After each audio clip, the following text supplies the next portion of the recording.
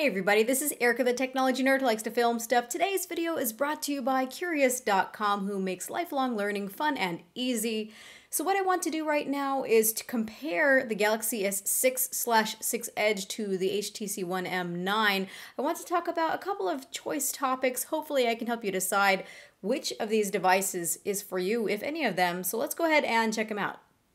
So the first thing that I want to point out here is the design of these devices, the build of these devices. Now the purple elephant in the room here is that the S6 and S6 Edge are made entirely out of glass pretty much, except for this aluminum band that we have on the side. Now I don't care if they say that this is Gorilla Glass 4. They say that it can survive up to a meter drop onto a rough surface 80% of the time. What does that even mean?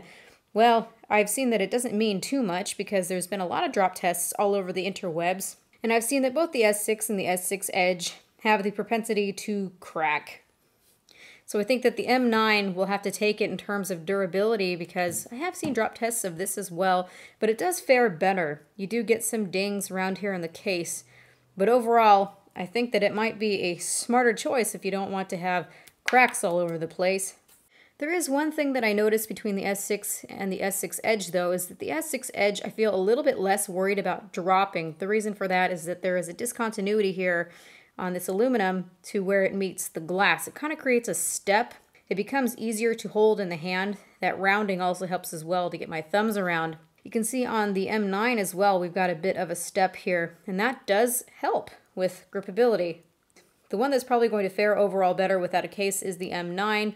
But for the S6 and the S6 Edge, if you don't want to carry a case and you want to keep them thin just like they are, I'd probably get at least some type of a skin, a zag skin, something that's going to absorb some of the force when hitting the ground. I think that the bands will fare pretty well, but you're going to at least want something for impact absorption. So choose your poison. It really just depends on what type of a look that you like. Don't get me wrong, that glass does have a nice effect to it. This is black, but depending on how you turn it, it kind of looks bluish. It's sapphire black. Then the M9 comes in a couple of different colors as well. You can see that we've got this gold trim here, and then this is silver. We've also got a darker type of metal as well that's brushed. And then I think there's one that's just silver. I think that the M9 feels heavier to me in hand. You can see that the M9 is just a little bit longer.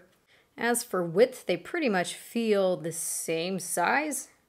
Now in terms of the button layout on both of these devices, I feel that Samsung has the edge here. They've done a much better job. You can see on the M9 we've got both volume buttons here and also a power button, so I'm never sure what I'm pressing. I kind of have to count and feel around to tell what I'm pressing. So much of the time I'm trying to push the volume down button and I end up hitting the power button. That's incredibly annoying.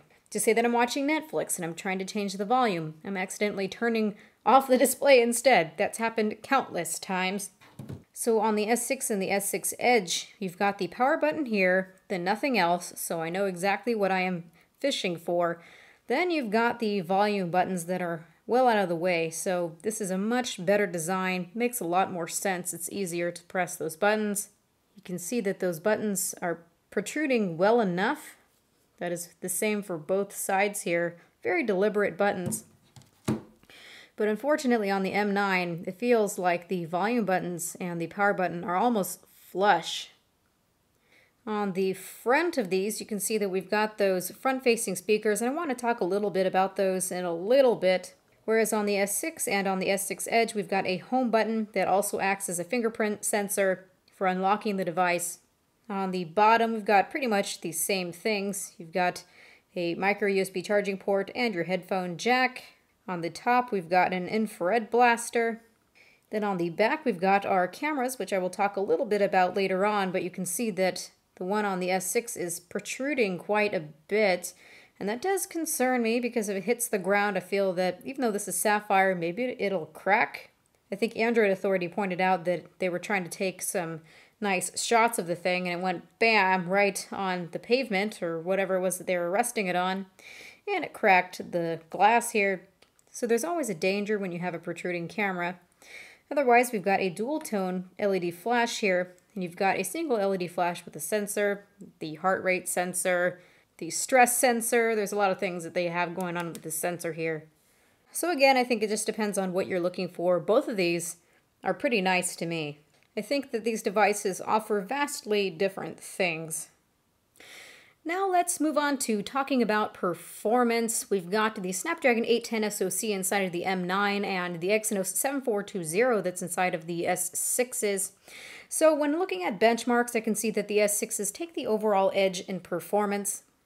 I'd like to point out that the S6 has LPDDR4 RAM, and we've also got faster storage. This is UFS 2.0. So benchmarks are cool and all, but what really matters to me is the actual performance that I can see in daily life. Now, I think that both of these phones are pretty smooth when going about their interfaces. I don't have really any complaints there. But what is really significant and what I notice is that the S6 and S6 Edge load a lot faster for game times. So here we go.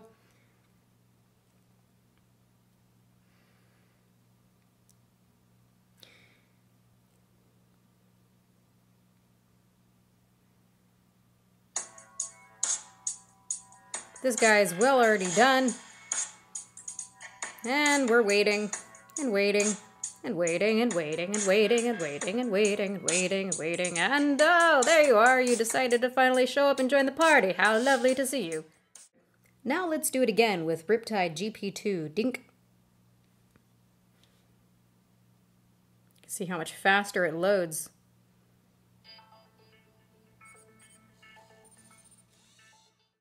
For good measure, let's do it one last time with The Room. Dink.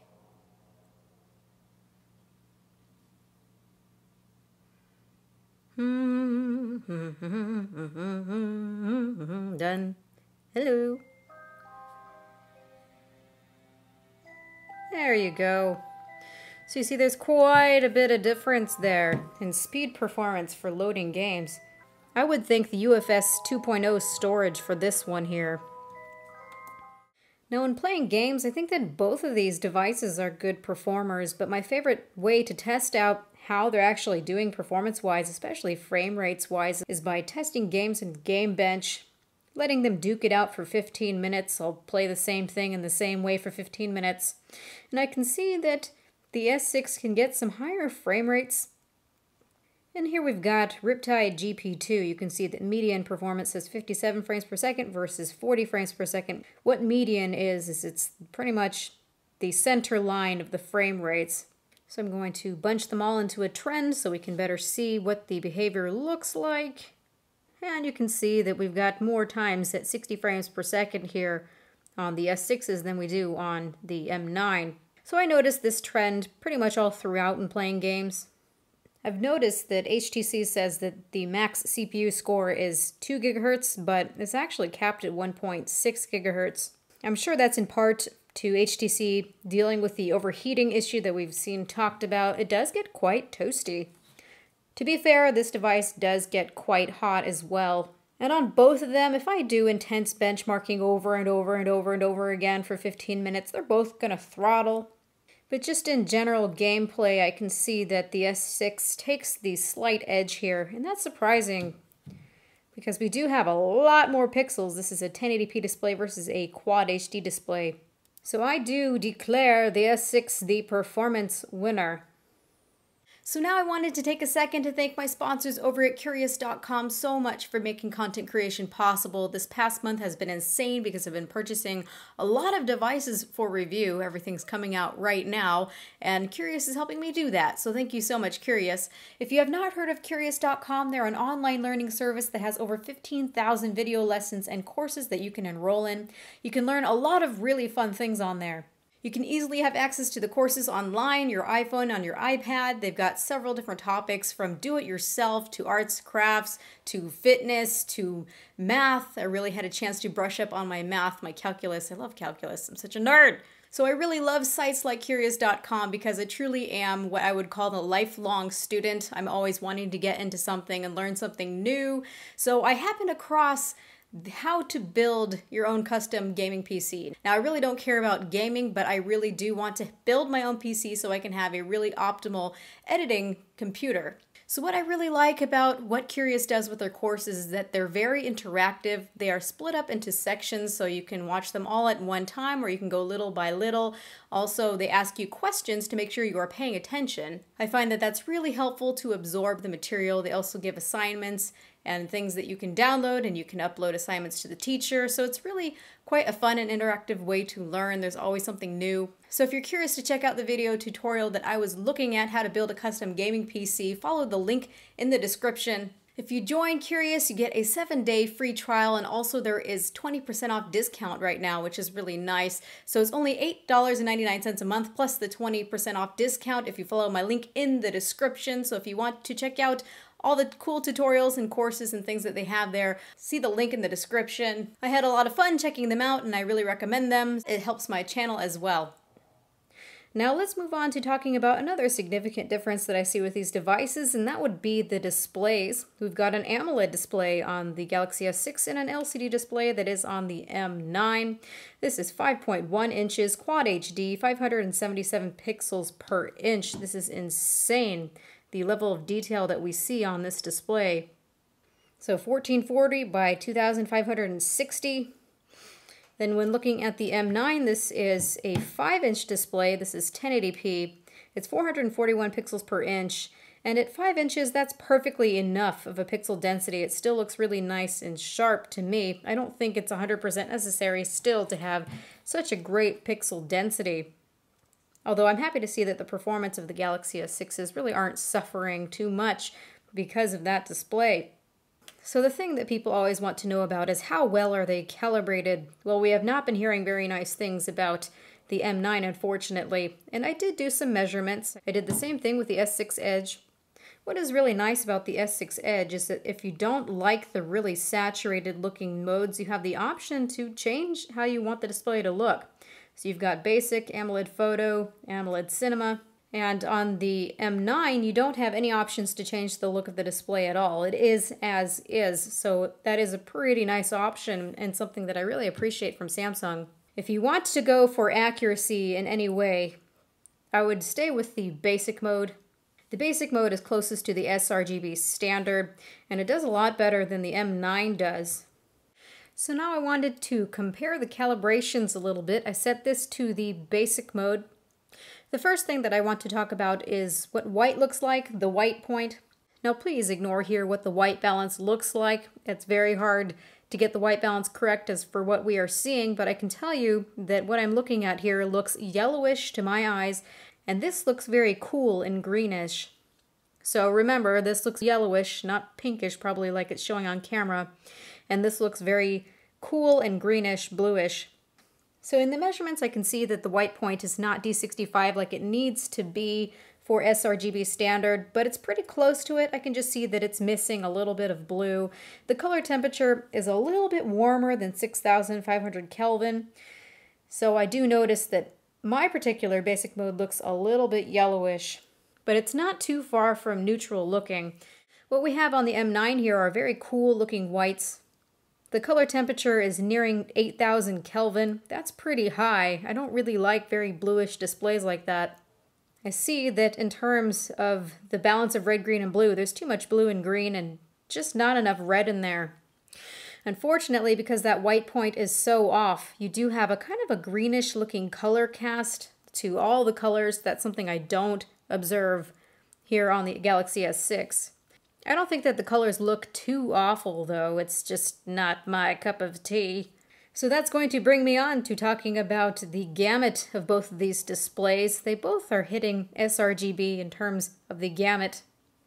That is for the basic mode here. And what I like is that Samsung is not oversaturating the colors in their basic mode. It looks very sane.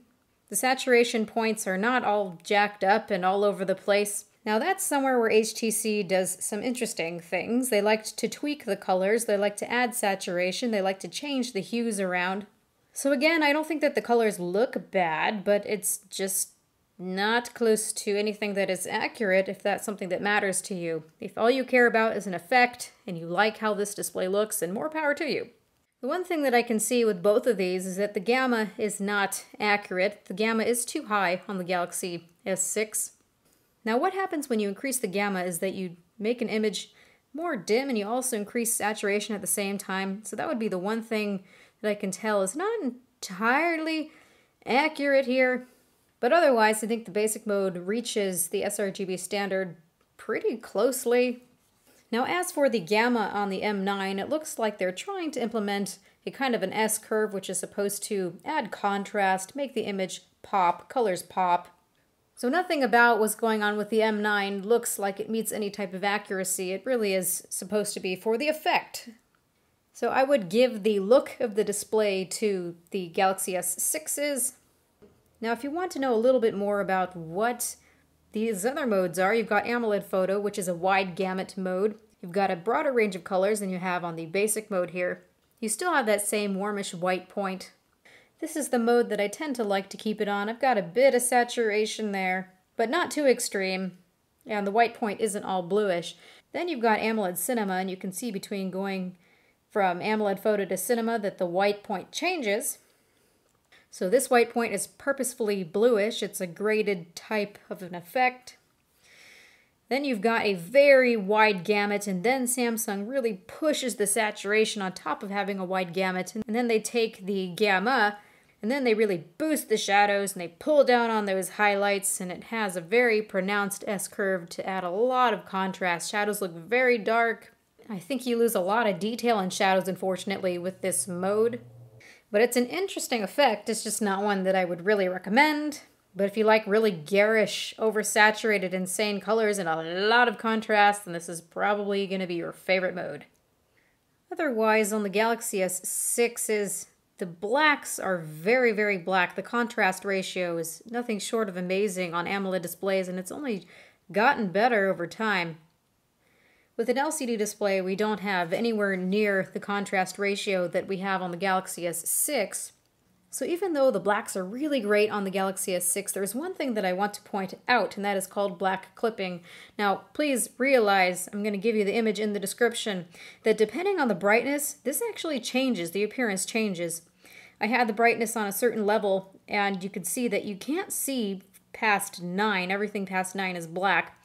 Well, when you change the brightness, sometimes you see further than 9. So the brightness scaling is just not so good with what we have here on the Galaxy S6, unfortunately. So what I mean by black clipping is that in shadows, if you're going to be watching a lot of darker scenes, instead of seeing a nice gradient from 21 down to 0, you lose all this detail here. Suddenly, shadows are just black instead of being in a nice gradient. So one thing that is nice about the HTC One M9 is that we don't get that black clipping. You can see that on the M9 it goes 21. You can see pretty much all the way down to 0 here.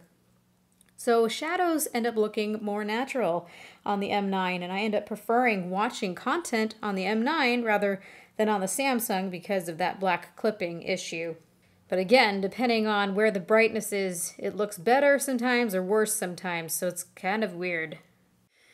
Alright, so let's move on to talking about these cameras a little bit. We've got a 20.7 megapixel camera on the back on the M9, and we've got a 16 megapixel camera here that also has optical image stabilization. We've got an f1.9 lens that's on the back and impressively on the front as well. Unfortunately, we don't have any optical image stabilization on the M9, and we also don't have digital image stabilization either. So sometimes it feels like the camera on the M9 was supposed to be an improvement, but often feels like an afterthought. The Galaxy S6 is cool because we've got real-time HDR on both the front and the back now. So the first thing that I really want to point out about the Galaxy S6 is that I really like what Samsung has done with the interface. They have very much simplified it, made it very easy to find things. I know before you had pictures that were labeled, but when there's too many colors and things going on, it becomes hard to see what's happening or what you're looking at. So everything is nicely organized. You've got your auto pro mode, selective focus. Just the most important things are accessible right here. Then of course you can download some other things. You hit info and it tells you all about what each of the things do. This pro mode I really appreciate. You can set some custom presets. Of course, the M9 has some pro features as well. That's one thing that I always liked about HTC's phones. I think what I've admired most about Samsung's interface here is that the camera is so easy to access. So even if the device is off, double tap the home button. In less than a second, we've got the camera that pulls up. So we can try that again. And you can see just how fast that is. So you don't have to miss a picture anymore. We do have something similar on the M9 though that is implemented with the accelerometer. So if you take the phone, you see, oh, okay, I need to take a picture. You can hold it upward, hold down on the volume rocker. It senses that you've moved the phone, and there you go. It accesses the camera very quickly as well. I think it's kind of gimmicky sometimes though. Sometimes it will work very easily and other times it won't. Right now it's working fabulously. So I do like the interfaces on both. They actually look quite similar. Very simple, so I think they've both done a good job here. When it comes to camera quality, especially by way of photos, this is where the S6 walks all over the poor M9. I have been hearing that there is an update that's supposed to be coming out to help improve the camera on the M9. I don't know how convinced I am by that. I have not gotten that update yet. I noticed that if they're in just broad daylight, that both of them can take pretty nice pictures. But just in general, I noticed that the S6 and also the S6 Edge do better in terms of dynamic range, better with skies, better with exposure. I see that the M9 seems to really struggle with exposure. So if you plan to use the M9 as a general overall point and shoot, sometimes you don't really know what you're going to get. I've seen that if I take the camera out and I just point and take a picture, that I don't know what the exposure is going to do. A lot of the times I notice that the image just looks way too underexposed. So I touch and try to fix that, and then I notice that parts of the image are overexposed. And then HDR is kind of a mixed bag of tricks. Sometimes it looks okay, sometimes it doesn't. So I am not a fan of the camera on the M9 really at all. When it does well though, I think it looks pretty nice. I think the colors actually look decently comparable to what I was getting on the S6 Edge. Another thing that I really noticed is if you try to zoom in on your pictures and look to see what the detail looks like, a lot of things look very watercolor-like. There's a lot of noise reduction, so there's overall not much detail in the image. Whereas we don't have the same thing on the Galaxy S6. I really think that the S6 wins here hands down in terms of camera quality. Again, people say that there's an update and things are improving, but I really am not so convinced. I'm also really happy with the S6's low light performance. The M9 does just okay, but I can see a lot of detail in the image in comparison. And due to that 1.9 aperture lens, the images definitely look a lot brighter on the S6 as well. The last thing to say in terms of the camera is that both of these do shoot 4K video, which is nice to have. It's a nice feature, at least that can be boasted about. Last year on the M8, HTC didn't even have a high enough megapixel count to do 4K video, so that's pleasant. But in my testing, I just thought that the 4K video looked just okay. It was nothing impressive. So I think that in so many ways that the S6 just takes it. That optical image stabilization really did create a nice, smooth, steady effect when I was shooting my 4K video, where everything just looked kind of jittery on the M9.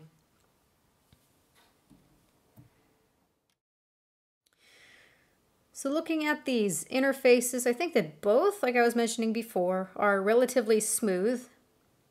So I'm pretty happy with the performance of the interfaces. I do notice on both of them that the lollipop features do drop quite a few frames. Samsung has simplified their TouchWiz to make it not as obnoxious as usual. They truly have simplified it. They say they've taken away 40% of the bloat. So you've essentially got less menus overall.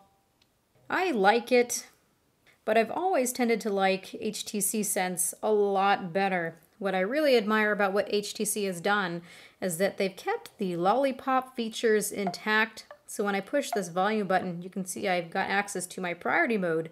Priority, none, all. Whereas on the Samsung, they've decided to hide those things.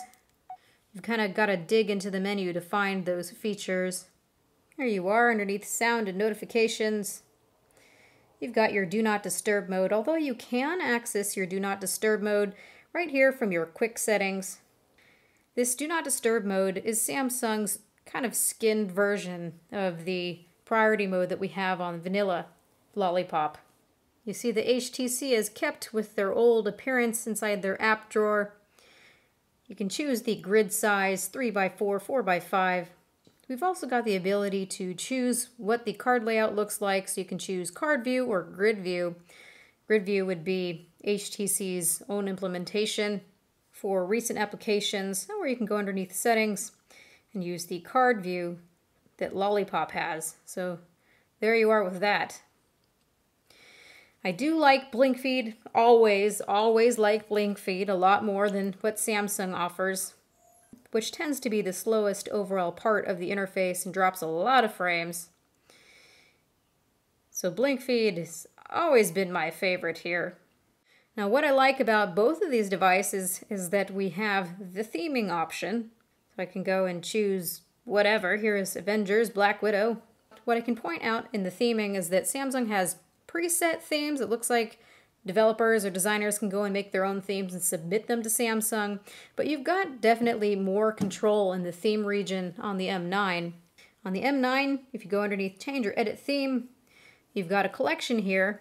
There's ones that come on the phone, or they've got a theme store where you can download a bunch of themes for free. And then of course you can create one yourself, which is really awesome. So just by taking a picture of whatever, it will choose the color palette depending on the colors in that image, and then you can choose the icons. You can choose the sounds to go with it. So this was my kind of international and United States currency theme. It was just a random thing I called Theme 2. So you can change your theme on the fly and you can make it your own. So you've got a lot more control with the theming on the M9, and I tend to like it better than what we have on the Galaxy S6 because of that.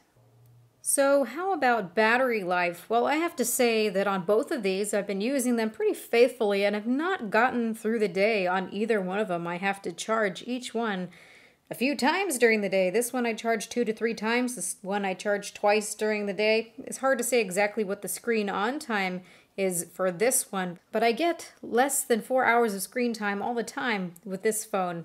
Unfortunately, Google Play Services has been pretty rogue on this device, and I have not pinned down what is causing it just yet. So it's hard to say exactly what the battery life is like, except for I do know from what everyone has shared that it's not very good. It's not as good as the M8, and it certainly doesn't last me through the day. Now, if I were you, I would seriously think about investing in an external battery pack. This is the one that I'm using right now. This is the Keystone Plus. It's pretty cool. You can just plug it in like so, and it will charge it. Or, because this has inductive charging, I forgot to mention, you can set it on top. And you can see it starts charging like that. So I really have been using external battery packs with this phone because I find it to be very much needed. So the last thing that I want to talk about are these speakers on the front of the M9. Now, if you're somebody who is an audiophile, or if you're someone who watches a lot of content on your phone, it doesn't get any better than the front-facing speakers, the front-facing stereo speakers that we have on the M9. We do have a pretty decent speaker down here at the bottom on the S6, but I notice when playing games that it's so easy to block that speaker, so half the time I can't hear the phone. That is not so with the M9. It sounds very nice, bright, clear. We do have that gimmicky Dolby surround sound, 5.1 channel surround sound. So underneath settings here, you see we've got 2 separate modes. We've got the theater mode and the music mode, very appropriately named. So the music mode, use it when you're listening to music, but this theater mode is what creates that interesting surround sound effect. And I wouldn't say it really sounds like surround sound. It sounds more like they've just got a wider stage, a wider sound stage. You've got sound that just feels a lot wider, and I think it creates a nice effect, but don't use this mode when listening to music. It sounds terrible. It sounds like you're plugging your ears halfway, and it creates a weird feeling on your eardrums.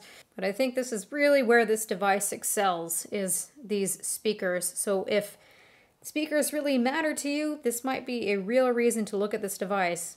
But the speaker quality on this one is not bad by any means. It's very loud. I can hear it during navigation. I have to turn it down because it's so loud. I'm honestly happy with both of them. But the speakers on the M9 really are something special. If these stereo speakers are not gimmicky enough for you on the M9, we also do have these curved edges on the S6 Edge. I think it's a nice effect, but honestly, when you're watching content, if you're in anything that has ambient lighting, you're gonna get a lot of glare. So that's one thing that is particularly irritating to me, so I do prefer the S6 better than the S6 Edge. You do have some nice cool edge features here, such as being able to pull top 5 contacts from the side.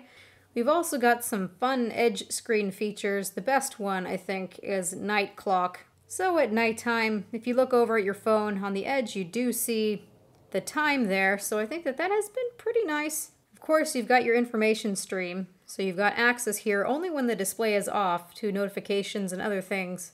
But all of these things I have found to be not so necessary and not really such an advantage over the M9, except for, yeah, it does look quite cool. So we are finally coming to an end. This is all that I want to say about these devices. Hopefully I've helped you decide which one you should go for based on the good, bad, and uglies between these devices. I think these devices are both nice, but as you've seen, we do have a little bit better performance on this one, a lot better of a camera. And as for the display on this, it is really nice, but it's going to just depend on what your taste is for colors. So please let me know which one you would prefer. This has been Erica, the technology nerd who likes to film stuff. Please rate, comment, and subscribe. These both have gotten very fingerprinty over the course of this video. So again, let me know what you think, which one you've chosen already, and why. Have a good night, everyone.